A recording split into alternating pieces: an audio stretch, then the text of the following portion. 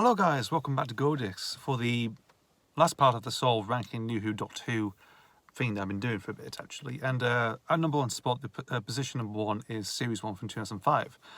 The only series starring Chris Eccleston as the Ninth Doctor has Billy Piper as Rose Tyler, John Barrowman as Captain Jack Harkness, and whatever not, you know. It was a half series really. This is number one.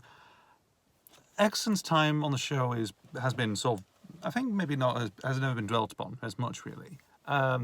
Indeed. Obviously, I think nowadays we sort of knew what sort of really was going on. Eccleston as a person, really, I would say, a bit like a tortured soul, in a way. Hard-working actor, but does feel like a bit of a tortured soul, in a way. Like the straws he had, of course. I think during the time, I think he was suffering from anorexia at the point when he was filming or something, or when he was doing the series, really. And this also led to all sorts of stuff, really. But he is a genuine person, really. Shows heart as well. If you follow him on Instagram, there's some interesting stuff he puts on, really. Indeed. But also has returned to the fandom recently, of course, with the Big Finish audios as well, that he's been doing. Obviously, I think for many years he sort of went out of the fandom, really, like out of the public side of Doctor Who, really, just to focus on acting career, just to focus on his career, what he's doing, really. Obviously, you know, I think obviously over time now, actually, I think in the past couple of years, he's come to realise through conventions, of course, and obviously the reaction of fans do think he's one of the best and they love him. So, and obviously he's come back to Big Finish doing the audios, the box sets that he's been doing, of course, so far, and everyone's raving about it, you know, saying like it's actually, again, pretty good stuff. But we're here to talk about Series 1. I know Mr. Tyson's done Triple Lifetime already, focused on the Ninth Doctor. Done most of the first series is just doing the expanded stuff, really, with the other different types of media. So let's go for the series, of course. So for me, 2005, this is where I first started, first knew about Doctor Who when it first came out, and I'll get to the episode where I first saw it, actually, my first episode in this series, which I'll probably mention, but there we go. So let's go through these. So let's go for the episodes. Now, Rose, the open story, it's not too bad, actually. It's a decent way of opening, you know, introduce the coming to Rose Tyler, of course. We get into her world with this kitchen drink drama type stuff, really. And it's interesting, because you never really got that, really. You sort of got hints of that in the last half in the McCoy era with a character of Ace, really. In a way, Survival definitely shows it, in a way. You know, where she comes from, where, you know, what... You know, basically with the people around her and everything else, the environment she got Perivale. Here we've got the power estate. This 19-year-old teenager who lives in a council estate and works at a department store, gets wound up in some misadventure with the nesting consciousness and meets the Doctor. Boom, and they go on ventures, and she starts travelling with him, and he offers, really good stuff. I'm not going to mention as much because obviously there has been the past news, of course, with Noel Clarke and John Barrowman, which I won't dwell on really in a way, so I probably won't mention them in this video. So there we go. So, but it's a decent opener, not too bad actually. Some of the effects are a bit dated, but it's the charm of it, of course. Episode 2, The End of the World, not a bad story actually, in a way. It's still a space station watching the Earth destruction by being engulfed by the sun. How nice, you know, just being burnt millions and millions of years into the future. The design of the aliens are fantastic, really good stuff. You know, Cassandra, very interesting design, very fucking interesting design. Bit creepy as well, like, you know, talking flesh stretched on a metal frame with a brain in a jar. That is weird.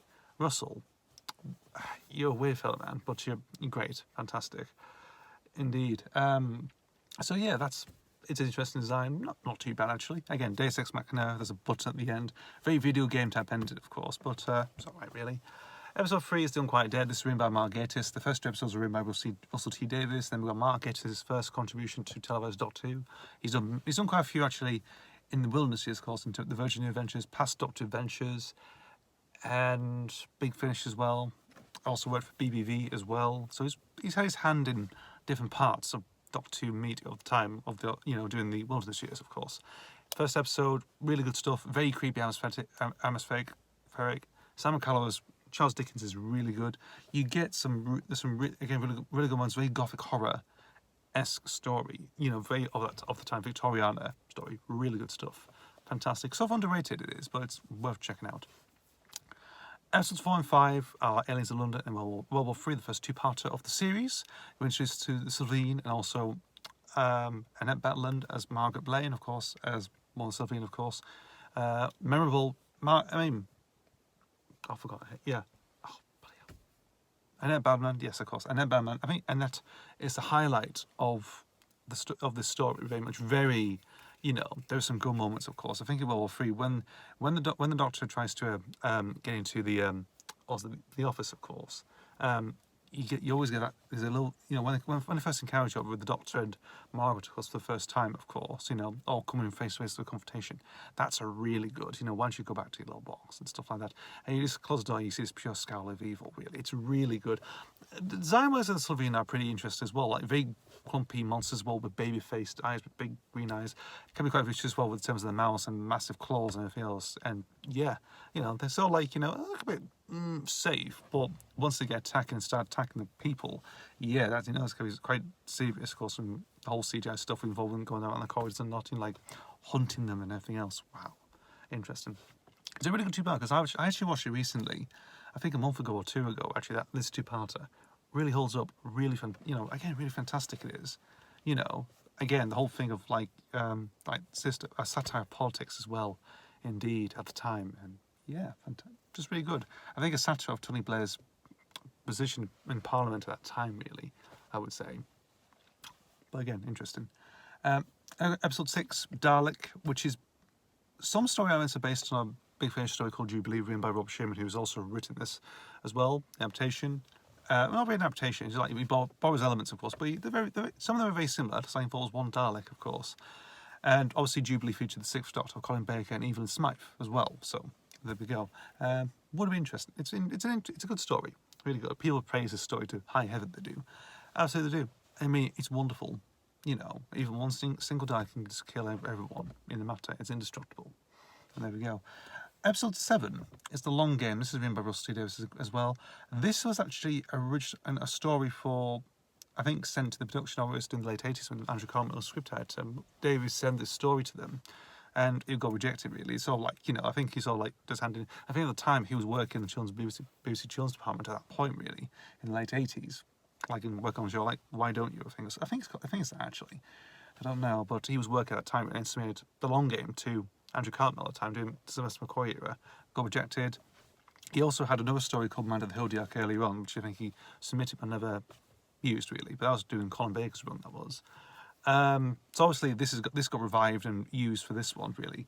And we get introduced to another controversial character, of course, which is Adam Mitchell, of course. Again, Bruno Langley's in the same boat as John Barrowman and Noel Clarke, so I'm not going to dwell. I'll probably leave that alone, really. It's not too bad, actually. Simon Pegg's in this and is really fantastic in this one. The Geographers is interesting, is that it's like this gelatin. It's just a gelatin blobbish thing with sharp teeth on a ceiling. Interesting, a bit like the Alien Queen in Aliens in a way, something like that, really. It sort of feels like that in a way, but not too bad, I would say. I think nothing else, really. I don't mind The Long Game as much, really. It's just average, really, but it gets shit on sometimes, like being the more weaker ones, but I don't mind it, really. Episode 8 is Father's Day. This is written by Paul Cornell. This is the very first Doctor Who story or episode I ever watched, really. I remember catching it. My mum was watching, actually, at the time, and I had the behind the sofa moment. I got freaked out by the Reapers many years ago, and obviously it's interesting because this series, I never watched it all full. I've only seen this one episode of the series, and then saw Crystal Invasion, and then really got hold of the series at that point.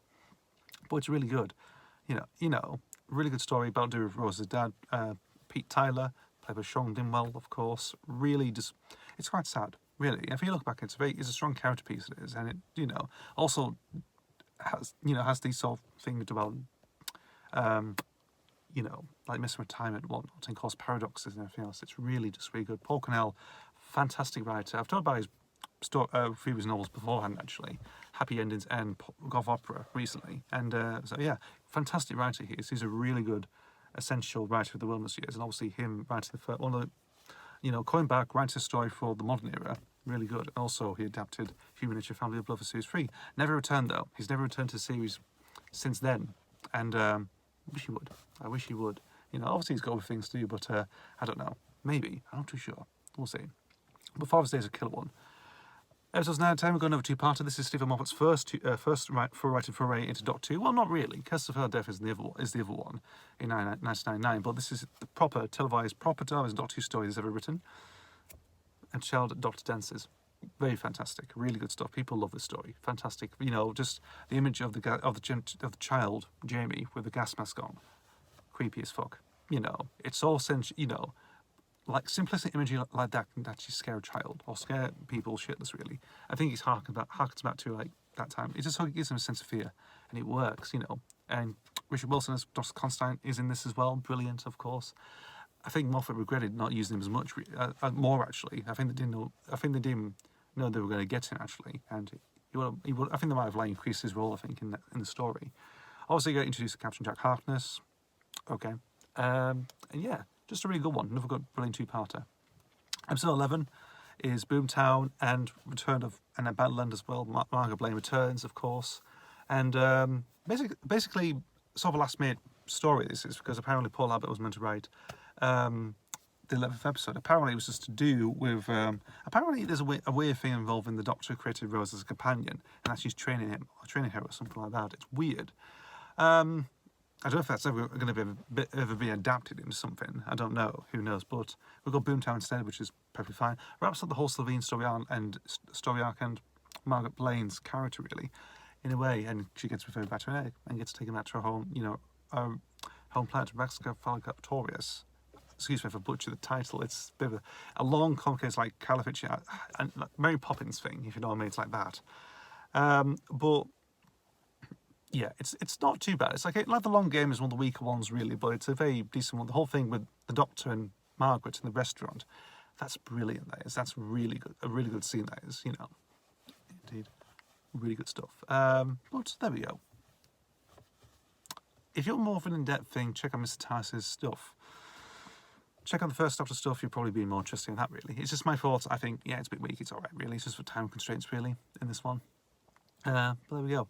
And finally, we finish off with Bad Wolf and the Part of the Ways, the two-part finale, of course, of the series. The final two stories feature Christopher Eccleston as the Doctor. And yes, interesting. I mean, Bad Wolf is an interesting one because it's very dated, of course, the game show, because with Big Brother, Weak Link, and What to Wear, Trinity and Susanna. Christ. You know, that's sort of heavily dated, but it does give that nostalgic feeling, of course. It takes back you to a time, it does, really, in the world. It's like a time capsule, really. And it all works. It works, it does. You know, you look at Doctor Who from Rusty Days there, you look at all this stuff, really, and it's like a time capsule for a bygone era, in a way. You know, not just because the series, how it's produced, and also the showrunner, or his tenure, the world, the culture, the world around them, of course, you know, compared to, again, same maybe like Moffat's era, which probably doesn't dwell as much. Where you go like a Chibnall's run, it's like, you know, there's some obvious stuff there is, you know, like obvious bit of a movement, but it is interesting, and very interesting, and good, indeed. Yeah, so that's sort of the main thing, of course, and obviously the Daleks return, of course, Full Force, Dalek Emperor, of course, and really good stuff, really brilliant, you know, and part of the ways, just the Doctor with his last battle against the Daleks, of course, and yes, it's really good, interesting, and yeah, really good stuff. That's it, really. I mean, just been a finale with Generation and everything else. It's just really good stuff, really, and shame that it finished, but I think Rick Eccleston's Doctor ends on a sort of a rounded note, really, like a good story arc, and yeah, brilliant stuff. Anyway, guys, that's my thoughts. Thank you for watching. Anyway, I'll see you guys later.